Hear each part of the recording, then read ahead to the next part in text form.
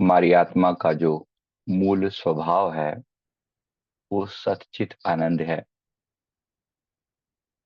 सदा शांत चैतन्य रूप में, आनंद के रूप में मौजूद है। पर अधिकतर लोगों को पहचान नहीं है और अंततः दुख ही उनके जीवन में दिखाई पड़ता है। खुद को विसार कर, अपने आप को भूल कर जो कुछ भी करते हैं सब दुख की ओर ही ले जाता है, पीड़ा की ओर ही ले जाता है। वाणी में वचन आते हैं, परमेश्वर नु बोलिया व्यापन सब रोग। परमात्मा को भूलते ही सभी रोग तुम्हारे ऊपर हावी हो जाते हैं। खुद को नहीं पता, खुद की अपनी खोज नहीं है, बाकी सब इधर उधर भटकन बहुत है। किसी भी व्यक्ति को देख लो, गरीब है तो उसे साधन बनाने की चिंता है कि साधन इकट्ठे हो जाएं, और थोड़ा अमीर है, उस साधन को बचाने की चिंता है। और उसको भी कोई ना कोई कांटा उसके जीवन में परमात्मा ने ऐसा दे दिया है, वो टिकने नहीं देता। कांस्टेंट कांस्टेंट पेन जो है वो चलता रहता है। ऐसा खेल जो है बना रखा है परमात्मा ने, कॉन्स्टेंटली उसके जीवन में कोई ना कोई ऐसी रड़क, कोई ना कोई ऐसा दर्द, कोई ना कोई ऐसी तकलीफ दिए रखता है ताकि वो याद आ जाए उसको, है कुछ मिसिंग है, मिसिंग है। लेकिन हम एक आम संसारी इंसान को समझ में नहीं आती, तो वो सिर्फ वो समझता है बस ये समस्या ही सब कुछ है, ये सुलझी तो सब ठीक हुआ। और बस वो उसी समस्या के पीछे दौड़ता रहता है, उसी समस्या, और एक सुलझती नहीं है कि दूसरी उसके ऊपर आ खड़ी होती है। और ये प्रोसेस सारी जिंदगी जाती है, और सारा आयुष्य खत्म हो जाता है। परमात्मा ने जो 50 60 70 80 साल की उम्र दी थी, वो ऐसे ही समस्याएं सुलझाते सुलझाते निकल जाती है, और वो काम ही रह जाता है जो काम करने के लिए भेजा गया था। उस सच्चित आनंद स्वभाव को पहचानना हमारा ऑब्जेक्टिव था, लेकिन कहाँ गया वो ऑब्जेक्टिव, पता ही नहीं। बिल्कुल दूर दूर तक लेना देना ही नहीं है उस ऑब्जेक्टिव से। वो टास्क ही नहीं पता किसी को कि मिलना चाहिए था परमात्मा से, इस आत्मा को जानना, और फिर इस आत्मा की शुद्धता को जानकर, उसके दिव्य स्वरूप को जानकर उसे परमात्मा में लीन करना। तो ये प्रोसेस 2 स्टेप में घटित होता है। पहला स्टेप जो सबसे जरूरी है, आत्मा अपने आप को जानना। गलती से भी कभी परमात्मा की और आत्मा में चुनने वाले का भी कोई अवसर आ जाए ना, तो ऐसा मौका आ जाए कि आत्मा और परमात्मा में से चुनना है। वैसे तो ये बात कुछ है नहीं, पर फिर भी कोई कोई पूछे कि प्रायोरिटी किसको दी जाए, याद करना हो, समय हो आपके पास, कि पहले मैं उसको याद करूं या मैं इसको याद करूं।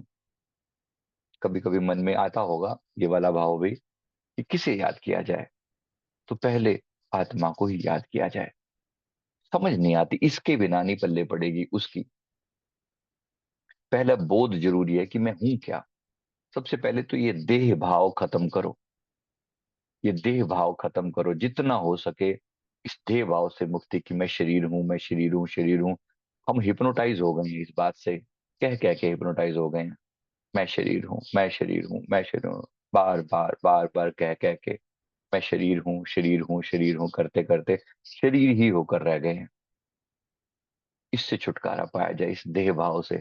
और जिसने भी सारी समस्या की जड़ ही यहीं पर है, क्योंकि शरीर हूं तो शरीर का अपना अहंकार है।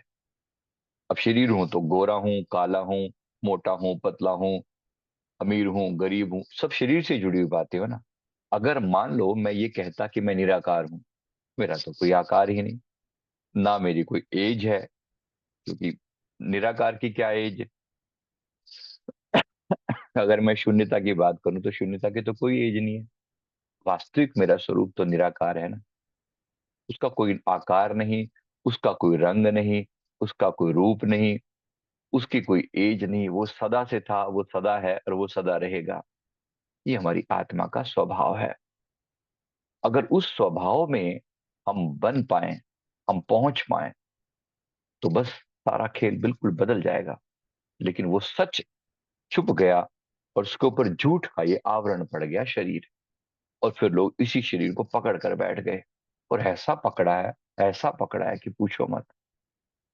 उसी शरीर को सजा रहे हैं, संवार रहे हैं, उसी शरीर के साथ यही, किसी के साथ ईर्ष्या, कभी बड़ा तो कभी छोटा, मैं ऐसा तू वैसा, कंपैरिजन चल रहे हैं।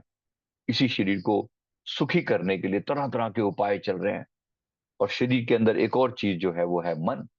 खेल सारा उस मन के द्वारा चल रहा है। मन को एंटरटेनमेंट चाहिए, मन को स्वाद चाहिए, मन को हमने तरह तरह की उलझनों में उलझा रखा है। फिर वो कब पाप करता है उसको ये भी नहीं पता चलता, कब उस मन के अधीन होकर। और मन के अंदर, मन तो विकारों का ढेर है, पैदा बनाया हमने हुआ है, हमने उसे विकार, विकारों के लिए आदि बनाया हुआ है, हैबिचुअल बनाया हुआ है। देखो, विकारों का मतलब काम, क्रोध, लोभ, मोह, अहंकार, झूठी चीजें जोड़ रखी हैं।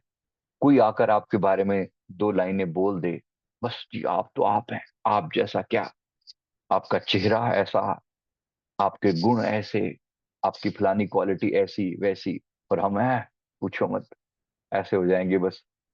अहंकार तुरंत पकड़ लेगा, तुरंत पकड़ लेगा। झूठ का आवरण चढ़ गया। अब आप सबको उसी झूठ वाली दृष्टि से देखना शुरू कर दोगे। कहाँ तो शुद्ध चेतन आत्मा थी, और कहाँ उसके ऊपर एक झूठ का आवरण पड़ा हुआ है, ऐसा पड़ा कि पूछो मत। फिर इसी, किसी ने आपकी सुंदरता की तारीफ कर दी, बस अब इसको सुंदर बनाने पर लोग लगे हुए हैं। किसी ने कह दिया कि आपकी नाक छोटी है, नाक को प्लास्टिक सर्जरी से बड़ा करवाएं, चाहे कितनी भी तकलीफ क्यों ना झेलनी पड़े, कितना भी पैसा न लगाना पड़े, लोग लगाने को तैयार हैं। किसी ने कहा कि आपकी स्किन फेयर नहीं है, तो काले को गोरे करवाने के चक्कर में माइकल जैक्सन जैसे पर्सन ने, आपको पता हो, मतलब अरबों खर्च किए हैं, करोड़ों नहीं, अरबों, अरबों खर्च किए गए हैं स्किन को फेयर करने के चक्कर में। तो कैसे वो काला शाह जो है वो पर्सन, और वो एकदम दुनिया के सामने ऐसा उज्जवल दिखाई देता था। इतनी डोसेज, इतनी डोज, इतनी डोज दी गई अपने आप को सुंदर दिखने के लिए। झूठ के आवरण चढ़ते जा रहे हैं, चढ़ते जा रहे हैं। किसी ने आपके किसी गुण की तारीफ कर दी, आपका डांस अच्छा है, और सीखे जा रहे हैं लोग, उसी के पीछे चालू। किसी तरीके से अहंकार पोषित हो जाए बस, झूठ के ऊपर झूठ के ऊपर झूठ के ऊपर झूठ की परतें चढ़ती चली जा रही हैं। सोचो, किसी ने आपके पति की तारीफ कर दी, किसी ने पत्नी की तारीफ कर दी, मतलब मैं और मेरे की तारीफ, पहले तो मैं, और मैं के ऊपर चढ़े हुए सारे झूठ, फिर उसके बाद मेरे की झूठ। मेरी की झूठ में क्या आ जाता है, सारी बातें, वो सब हरकतें, मेरा बेटा ऐसा। अब बस बेटे को किसी तरीके से सुखी करने पर और दुनिया के सामने वही बड़ाइयां गाने पर लगे हुए हैं। मेरा बेटा, वो बेटा है इसलिए बड़ा नहीं है, मेरा है इसलिए बड़ा है। बेटी की तारीफ चल रही है, मतलब जो जो भी आपको तारीफ दिलवा सकता है, जो आपको बड़ा बना सकता है, अहंकार को हमेशा पोषण चाहिए, कुछ ना कुछ। झूठ की लेयर जमी पड़ी है, खुद का पता ही नहीं है। सारी, सारा खेल बस ऐसे ही चल रहा है। थोड़ा एक दिव्य दृष्टि से, थोड़ा ध्यान से अपने अंदर देखना पड़ता है कि खेल क्या है, और कैसे फंस गए हम यहाँ पर आकर। ऐसे फंसे, ऐसा झूठ का खेल बना कि पूछो मत। हर व्यक्ति के जीवन में, और फिर उसके साथ जुड़े हुए तमाशे। किसी ने आपको शादी में नहीं बुलाया तो लोग दुखी हैं, कितने दुखी हैं पूछो मत, बेअंत। किसी ने अपमान कर दिया, कोई बैड वर्ड यूज कर दिया आपके लिए, किसके लिए कर दिए, कभी सोचा तो होता। आपको बोल दिया कि आप तो मोटे हो, आप तो पतले हो, आप तो यहाँ के हो, आप वहां के हो, ये तेरी पहचान है ही नहीं कभी। तू ऐसा है कि तू वैसा है, तू हिंदू है कि तू मुसलमान है, तू फलाना है कि तू ढिमका है, तू गोरा है कि तू काला है, ये तेरी पहचान कब से थी? पहचान तो नहीं थी ये। लेकिन उस पहचान को ऐसा पकड़ा, ऐसा पकड़ा। मेरा ये मानना है कि हम हिप्नोटाइज हैं, गंदे हिप्नोटाइज हैं। बात है, हिप्नोटाइज करते हैं ना, हम तो हिप्नोथेरेपिस्ट हैं।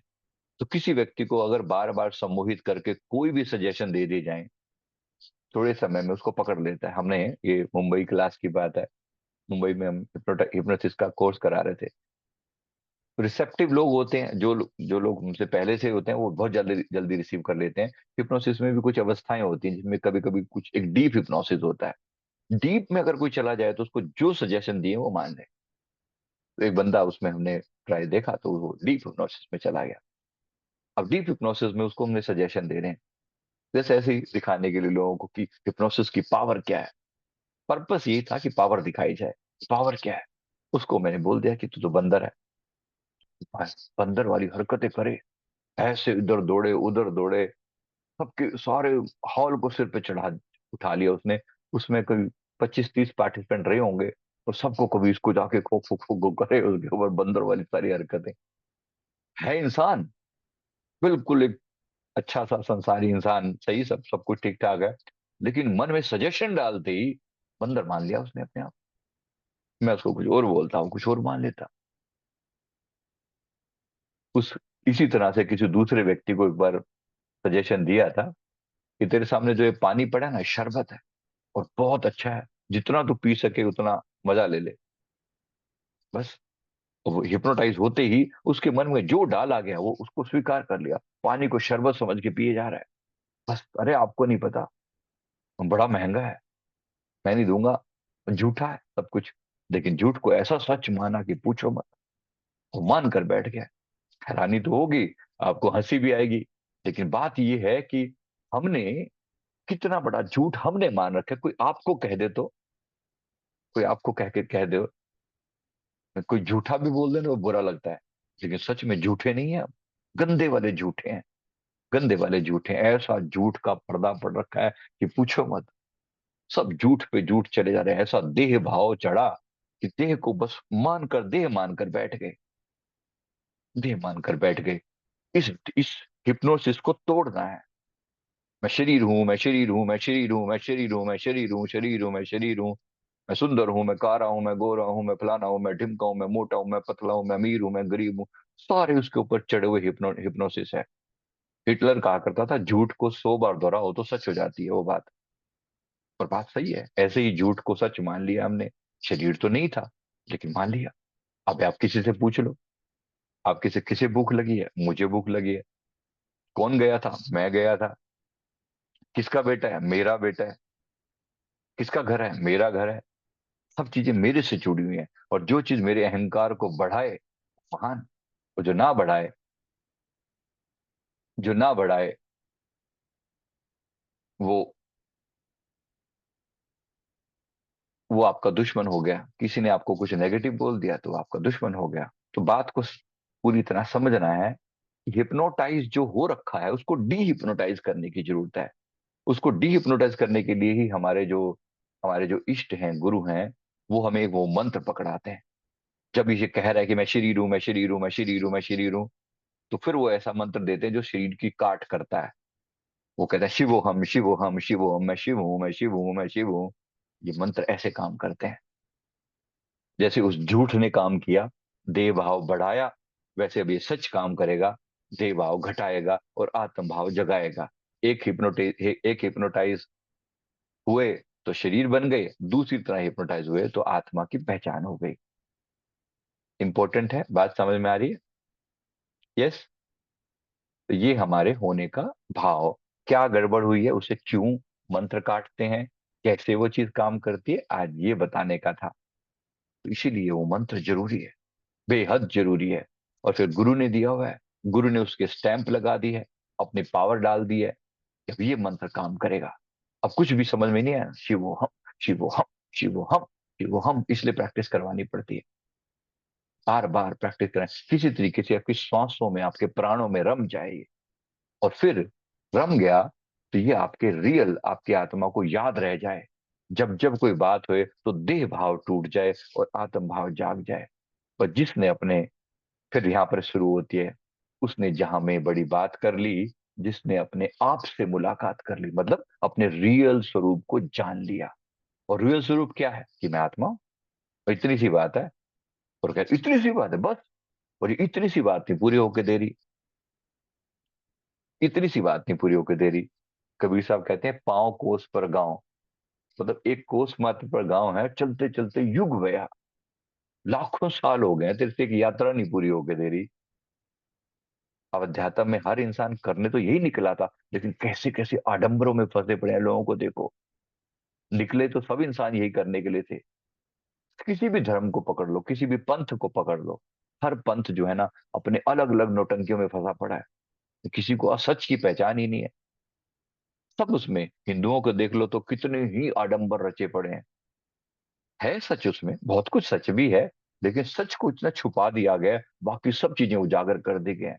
मंदिरों में जाकर घंटियां खड़काए जा रहे हैं, उसमें अहंकार बनाए जा रहे हैं, अपना तीर्थ स्थानों पर जा जाकर पता नहीं क्या पवित्रता लेकर आएंगे। करना वही है, एक ही बात समझ लेना, बस इस आवरण को हटाना है। अब उसके लिए आप तुम मंदिर चले जाओ कि कुछ और घंटी तीर्थों पे चले जाओ, या दुनिया भर के व्रत रख लो, उपवास रख लो, कुछ भी कर लो, वो खेल इसी को तोड़ने का है। बात समझ में आ रही है क्या कहा जा रहा है? सीक्रेट पता होना चाहिए ना कि ये चीजें काम कैसे कर रही हैं। ऐसी अलग अलग पंथों ने अलग अलग रास्ते बना दिए, लेकिन बस किसी को ये समझ में आ जाए कि हम यहाँ से बाहर कैसे निकलें, तो समझो उतने ही वो लोग मुक्ति को प्राप्त होंगे। अब सदगुरु परमात्मा ये कोशिश कर रहे हैं कि किसी तरीके से वो सच जो है लोगों के सामने लाया जाए, एक अवेकनिंग के द्वारा वो लाने का प्रयास किया जा रहा है। और वो अवेकनिंग मृत्यु के समय में थोड़ी ज्यादा ही घटित होने के पूरे चांसेस होते हैं, क्योंकि मौत का समय ऐसा होता है जब इस देह का इस आत्मा से अलगाव होता है। बस वही टाइम होता है कि काश जगा दिया जाए। अनेक धर्मों ने अनेक उपाय करे हैं कि किसी तरीके से मृत्यु के समय से याद दिला दिया जाए कि तू शुद्ध चेतन आत्मा है। वो याद दिलाने के लिए बड़े तिकड़म लगाए हुए हैं, बड़े प्रयास किए गए हैं, और अच्छा है वो प्रयास। मृत्यु के समय याद, क्योंकि मृत्यु के समय ना ये भेद खुलता है। जब शरीर को, मतलब अब ये कुर्ता पहना हुआ है, कुर्ते को होने का एहसास नहीं है कि मैंने क्या पहना हुआ है, इतना भूल से गए हैं, दिमाग से चल निकल गए, और क्योंकि इतना लंबा समय हो गया पहने हुए मान लो। लेकिन जब उतारना पड़ेगा तब पता, अच्छा ये पहना हुआ था। तभी मन में एहसास आएगा जब वो चीज दूर होएगी। तो शरीर को हमने धारण किया हुआ है, ये झूठ इतना गहरा गया है कि मैं शरीर नहीं हूं, इतना गहरा गया है। जब ये शरीर छूटेगा ना, जब आत्मा अंदर से सिमटनी शुरू होगी ना, तब याद आने के पूरे चांसेस हैं। 100% चांसेस है कि आत्मा, कि मैं आत्मा हूं, क्योंकि शरीर को छोड़ा जाएगा। छोड़ने के बाद ही पता चलेगा कि मैं आत्मा हूं। छोड़ते हुए के बहुत उपाय लोगों ने करे हैं कि किसी तरीके से मृत्यु के समय ही जाग जाए। ऐसा ही एक उपाय तिब्बत वालों ने किया। बारडो परंपरा स्थायी, बारडो में बहुत मरने वाला है कोई, उसके पास जाके बैठ जाते हैं, कुछ ग्रंथ वरंथ अपने खोल लेते हैं, उसमें कुछ इंस्ट्रक्शन लिखे हुए हैं, उन्हें बताया जाता है, देख अब शरीर छूटेगा, अब मरेगा तू, अब मरेगा, शरीर मरेगा, पैर ठंडे होंगे, हाथ ठंडे होंगे, तेरे घुटने तक चेतना बिल्कुल समाप्त हो जाएगी। तू जागते रहना, तू जागते रहना, तू जागते रहना, तू होश में रहना, तू होश में रहना। इसके लिए बड़े प्रयास किए जाते हैं। पैर ठंडे हुए, हाथ ठंडे हुए, घुटने ठंडे हुए, चेतना धीरे धीरे सिमटती है। अगर कोई बंदा सही ढंग से धीरे धीरे जा रहा है तो, एक्सीडेंटल डेथ हो एक अलग बात है, लेकिन धीरे धीरे वैसे सिमटती है। तो पैर ठंडे रहना, लंबे समय तक ठंडे रहना, मतलब चेतना वहां तक पहुंच ही नहीं पा रही है। धीरे धीरे जो है ना, कमर का निचला हिस्सा ठंडा हो गया, कूल खत्म, चेतना वहां से निकल गई, निकल गई। अब जहां जहां कोई रोग होंगे, उससे निकलते हुए जो है ना तकलीफ होएगी, होएगी, अंत में निकलेगी चेतना वहां से। फिर धीरे धीरे पेट ठंडा, पीठ ठंडी, निचला हिस्सा ठंडा, फिर छाती, पेट, ये सब ठंडा पड़ने लगा, हाथ पैर बिल्कुल ठंड एकदम। ये सारा सिमटते सिमटते सिमटते सिमटते चेतना उस पॉइंट पर आकर इकट्ठी हो जाती है जहां से उसे निकलना है। कि जिंदगी भर में आपने जिस चीज को सबसे ज्यादा समय दिया, वही आपका केंद्र बिंदु बन गया। मान लो वो केंद्र बिंदु ज्यादातर लोगों का इमोशन का है, ये हार्ट, मेरा बेटा, मेरी बेटी, मेरा ये, मेरा वो, ये हार्ट इमोशन, यहां पर आकर केंद्रीय बिंदु मतलब मोह, अटैचमेंट, इसका केंद्र बिंदु ये। अब यहां से इस चेतना को निकलना है। निकलते सारा शरीर के अंदर से ऐसी ऐंठन होती है, मौत होते हुए ऐसी, हाथ पैर ऐसे ठंडे पड़ जाते हैं, ऐसे ढीले पड़ जाते हैं, बस ऐसा लगता है कि बस, बस अब तो, अब ये खत्म, अब ये खत्म, ये खत्म। तो जिसको आदत नहीं है कभी शरीर से अलग होने की, उसको बड़ी तकलीफ होती है। सहजो मृत्यु के समय पीड़ा होए अपार, बिच्छू 1000 जो डंक लगे एक सार। 1000 बिच्छू एक साथ डंक लगे ना, उतनी पीड़ा होती है मौत के समय में। तो फिर वो पीड़ा से जब निकलता है यहाँ से, शरीर से जब बोध, शरीर से चेतना जब सिमटती है तो बड़ी पीड़ा होती है, ऐसा लगता है कोई खींच रहा है यहाँ से, कोई खींच रहा है, हाथों के अंदर से तुम्हें खींचा जा रहा है, तो बिल्कुल चीड़ फाड़ हो रही है अंदर, इतना दर्द होता है। और उस दर्द को अवॉइड करने के लिए हमारे बॉडी में एक सिस्टम है एनेस्थीसिया जैसा। जब जब शरीर में ज्यादा पीड़ा होती है तो हमारा ब्रेन एक नेचुरल एनेस्थीसिया जो है वो दिमाग में डाल देता है, जिससे वो नींद जैसी स्थिति पैदा कर देता है। और उससे जब वो जब वो बिल्कुल वैसी जैसे रात को नींद में होती है ना, बिल्कुल वैसी, तो वो उसके लिए मेलाटोनिन, मेलाटोनिन एक हार्मोन है, वो सीक्रेट कर देता है। मेलाटोनिन से नींद जैसी स्थिति लगने लगती है। इसीलिए अधिकतर लोग जब जब जाते हैं नींद में तो बेहोश हो जाते हैं, मतलब मृत्यु के समय बेहोश हो जाते हैं, क्योंकि इतना पीड़ा सहने के लिए उनके पास कैपेसिटी नहीं है। इतनी भयंकर दर्द होगा कि पूछो मत। बिच्छू 1,000 जो डंक लगे एक सार, उसको दर्द को अवॉइड करने के लिए मेलेटोनिन सिक्रिएट कर दिया जाता है, यानी नींद जैसी स्थिति पैदा कर देती है। ऐसा लगता है जैसे बेहोशी में कि वो निकल गए, और जो बेहोशी में गया अगली बार बेहोशी, इसी को बोलते हैं अनअवेकन गया तो अनअवेकन आएगा, बेहोशी में गया बेहोशी में आएगा। अगर यहां पर वो जागृत हो, अवेकंड हो, जागृत जाएगा तो जागृत आएगा। अगर, वैसे तो इसको आने की जरूरत नहीं है, पर अगर आया तो ये जागृत आएगा, जैसे श्री कृष्ण आए, जैसे श्री राम आए। डे वन से उन्हें पता है कि हम कौन है, डे वन से उनको पता है, ये है अवेकनिंग का अर्थ। अब ये जो आते हैं ये अवेकंड आते हैं, डे वन से वो जानते हैं कि हम कौन है, मेरी पावर्स क्या है, मैं क्या हूं। उन्हें अपनी सब कुछ पता है अपने बारे में। विवेकानंद आए हैं, उन्हें डे वन से पता है कि मैं कौन हूं। मेरे सदगुरुदेव भगवान आए हैं धरती पर, उनको डे वन से पता है कि मैं कौन हूं। उनकी इसीलिए उनके आने से अपार प्रकाश हो जाता है। कोई अवेकंड पर्सनैलिटी आई है, करोड़ों में से कोई एक ऐसा पैदा होता है। हजारों साल नरगिस अपनी बेनूरी पे रोती है, बड़ी मुश्किल से होता है चमन में दीदावर पैदा। ऐसी महान आत्मा पैदा होती है जो अवेकंड गई हो और फिर अवेकंड आई हो। अवेकंड गए, अवेकंड मतलब जागृत होकर। 99.99999% लोग सोते हुए जाते हैं और सोते हुए ही आते हैं। बस ये बात समझ लेनी है। अब वो मृत्यु के समय जागा कैसे जाए, सारी थ्योरी ये है। तिब्बत वाले तो इसके ऊपर बड़ा प्रयास करते हैं, और उसी लिए उन्होंने बारडो निकाली है। तो बारडो की टेक्निक में ऐसे ही उन्हें सजेशन दिया जाता है, मरने से पहले मृत्यु आएगी जागते रहना, मृत्यु आएगी जागते रहना, मृत्यु आएगी जागते रहना, जागते रहना। अब पैर ठंडे होंगे, अब हाथ ठंडे होंगे, जागते रहना, होश में रहना, होश में रहना, होश में रहना, होश होश होश होश होश दिमाग में बार बार डाला जाता है, डाला जाता है, डाला जाता है। और अगर कोई मृत्यु के समय एक व्यक्ति भाई निकलते हुए होश पूर्वक निकल गया, सफल हो गया वो काम जो करना था, अवेकन गया, यहाँ से अवेकन गया। उसे पता लगा कि हाँ मैंने शरीर छोड़ा है, जागृत अवस्था में छोड़ा है, कल्याण हो गया। बस यही चाहते हैं, सारा खेल इसी बात का है कि आत्म अवस्था में आकर खुद को जानकर कि मैंने शरीर छोड़ा है। कुछ भी नहीं हुआ, वास्तव में तो कुछ भी नहीं हुआ, लेकिन उस झूठ को तोड़ने के लिए बड़ी मेहनत लगी। बात समझ में, ये है वो अवस्था जिसे बार्डो के थ्रू, उनकी प्रैक्टिस है, उसका नाम है बार्डो। ठीक वैसे जैसे हमारे यहाँ गरुड़ पुराण है, बताया जाता है कि मृत्यु के समय ऐसा, मृत्यु के बाद ये होगा, वो होगा, वो होगा, मृत्यु के बाद अभी ये 13वीं में ये होगा, फलानी ये आत्मा अलग होकर ऐसे हो जाएगी। वो सब बातें जैसे गरुड़ पुराण में लिखी है, वैसे ही गरुड़ पुराण जरूर पढ़ लेना चाहिए। अच्छे खासे इंसान को पढ़ लेना चाहिए। मरने के बाद पढ़ा जाता है, मरने के बाद नहीं, पहले पढ़ लेना चाहिए, समझ आ जाएगी बात की। इंपॉर्टेंट है, लोग मरने के बाद पढ़वाते हैं गरुड़ पुराण पढ़ो, मृत्यु से पहले पढ़ लिया जाए ज्यादा अच्छा है। समझ में आ जाएगा कि मृत्यु के बाद क्या तकलीफ होने वाली है, ताकि इंसान कुछ चीजों में अभी सजग हो जाए। इसीलिए अब थोड़ा सा इस पर जोर डाला जाता है, बार बार मौत का जिक्र किया जाता है, तो कि ये जो समय सब पर आने वाला है। तो मैं उम्मीद करता हूँ बात समझ में आगे होगी। राइट। तो इसके लिए मौत से पहले जाग जाना बहुत जरूरी है। हम भी जागृत अवस्था में जाएं, सारा प्रयास इसी बात का है। इसी प्रोसेस को हमने बार्डो को एक शॉर्ट फॉर्म में बनाया। हमने कहा मृत्यु जब तो जब आएगी आएगी, नींद भी एक छोटी सी मौत जैसी है। अगर हम नींद में भी ऐसी अवस्था में जा सकें, जागृत जा सकें, जागृत जा सकें, तो एक ऐसी अवस्था को पाया जा सकता है जहां पर आप पूरी तरह फुल्ली अवेकन होकर ऐसा हो कि आप अंदर जाग रहे हो और शरीर सो जाए, मजा आ जाए। तो शरीर बिल्कुल सो जाए और आप बिल्कुल जाग रहे हो अंदर, अगर इस अवस्था को आपने पा लिया, तो पूरे चांसेस हैं कि मृत्यु के समय भी यही घटना घट जाएगी, ऐसे ही घट जाएगी। मृत्यु आएगी, बिल्कुल जैसे अब शरीर को धीरे ठंडा पड़ते हुए देखना है, बस ऐसे ही धीरे धीरे इस शरीर को भी ठंडा पड़ते हुए देखा जा सकता है। वो ठंडा पड़ रहा है आप उसके, लेकिन उसके भीतर भी आप जाग रहे हैं, आप जाग रहे हैं भीतर, मजा आ जाए।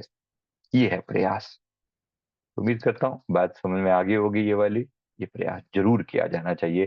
प्रैक्टिस करते करते करते अगर आप बारडो में प्रैक्टिस करें, ये वाली नींद के लिए प्रैक्टिस करें, तो हो सकता है कि 15 दिन में, 20 दिन में, महीने में ये अवस्था आ जाएगी कि आप नींद में भी हो, शरीर बिल्कुल सो गया है, एकदम गहरी नींद में, लेकिन भीतर आप जाग रहे हो, और उसका जो आनंद है वो बिल्कुल एक दिव्य होता है। इसके लिए हम प्रयास करते हैं, बारडो स्लीप, बारडो स्लीप के लिए प्रयास करते हैं।